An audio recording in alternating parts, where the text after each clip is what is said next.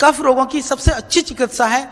सारी दुनिया में आप जहाँ भी रहते हो आपको गीला अदरक जिंजर जो है मिल जाएगा। उसको कूट करके आप 1 चम्मच उसका रस निकाल लें और 2 चम्मच या 1 चम्मच हनी मिला लें। मिला करके आप सुबह शाम पिएं।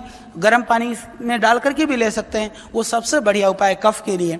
यदि आप ड्राई जिंजर सूखा हुआ जिसको सूंठ बोलते हैं, सौंठ काली मिर्च उसको पीस करके यदि पाउडर करके थोड़ा हनी के साथ चाट लें तो भी कफ खत्म हो जाता है। और यदि मान लीजिए अदरक को, लविंग को और काली मिर्च को पानी में बॉयल करके उस पानी को भी पीते हैं तो भी कफ खत्म हो जाता है। कफ को खत्म करने के लिए ठंडा पानी ना पिएं, दही ना खाएं, खट्टी चीज़ें ना खाएं, ये आपको ध्यान रखना चाहिए।